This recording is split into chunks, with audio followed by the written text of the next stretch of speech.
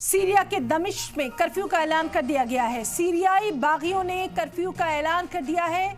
शाम 4 बजे से सुबह 5 बजे तक कर्फ्यू का ऐलान किया गया है।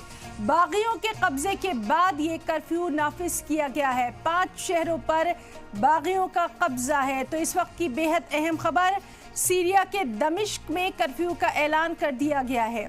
सीरियाई बागियों ने कर्फ्यू का ऐलान किया है। शाम 4 बजे से सुबह 5 बजे तक नाफिज रहेगा कर्फ्यू। बागियों के कब्जे के बाद इस कर्फ्यू को नाफिज किया गया है। आपको बताएं कि 5 शहरों पर बागियों का कब्जा है। तो सीरिया के दमिश्क से अहम खबर, जहां कर्फ्यू नाफिज कर दिया गया है। तो लगातार कल रात से ही सीरिया के हालात पर हमारी नज़र बनी हुई है और इस वक्त की अहम खबर कि सीरिया के दमिश्क में कर्फ्यू का ऐलान कर दिया गया है। सीरिया की राजधानी दमिश्क पर बागियों के कब्जे के बाद सीरिया में सदर बशार अल असद का तख्ता पलट हो गया है। उसके बाद के वहाँ पर जो हालात हैं वो लगातार धमाकेखेज बने हुए हैं और अब ये खबर कि शाम 4 बजे से सुबह 5 बजे तक कर्फ्यू का ऐलान कर दिया गया है। 5 शहरों पर बागियों ने अपना कब्जा कर लिया है। तो सीरिया की राजधानी दमिश्क पर बागियों के कब्जे के बाद सीरिया में सदर बशार अल असद का तख्ता पलट हो गया है। बागी गुटों ने सीरिया के 5 बड़े शहरों पर पूरी तरह से कब्जा कर लिया है। इसी बीच एक बड़ी खबर, कहा जा रहा है कि जिस प्लेन में बशार अल असद सवार थे वो ट्रेस नहीं हो पा रहा, इसलिए कई तरह की क़यासाराइयाँ की जा रही हैं। खबरें हैं कि दमिश्क से भागने की कोशिश के दौरान जिस प्लेन में बशार अल असद सवार थे उसे बागियों ने मार गिराया है। तो इस वक्त की बेहद अहम खबर, जिस तरह से लगातार वहां के हालात पर नज़र बनी हुई है।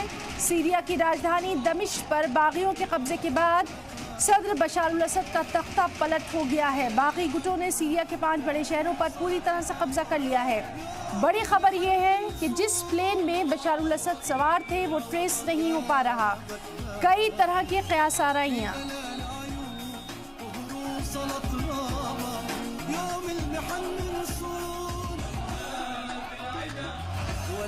और इस वक्त हमारे साथ फोन लाइन पर मौजूद हैं वेस्ट एशिया के एक्सपर्ट डॉक्टर मोहम्मद अजमल साहब। मोहम्मद अजमल साहब, जिस तरह से सीरिया के हालात हैं उससे लगातार यही खबरें आ रही हैं कि बशार अल असद के लिए ये सबसे मुश्किल वक्त है और उनकी अभी कुछ खबर भी नहीं है। किस तरह से देखेंगे आप इन तमाम हालात को? जी हाँ, शुक्रिया। आदाब जी सलाम टीवी के देखने वालों को। सबसे पहली बात तो मैं ये कहूँगा कि सीरिया के हालात, शाम के हालात आज 15 दिन से बिल्कुल धमाका खेज थे। इसमें जो है मुआरजा, जिसको वहाँ पे हिज़्ब मुखालिफ के नाम से जाना था, मुआरजा अरबी में बोलते हैं इसको, हिज़्ब मुखालिफ कहते हैं, जिसको बागियों का नाम दिया जा रहा है। ये तकरीबन आज समझिए कि 15 दिन तो, ये तो 15 दिन तो अभी के दिन है, लेकिन ये वही फोर्सेज हैं जो 2011 से अरब स्प्रिंग के तनाजुर में ये लड़ रहे थे और असद की रिजिम को जो लोग तख्ता पलट करने के लिए की कोशिश में थे।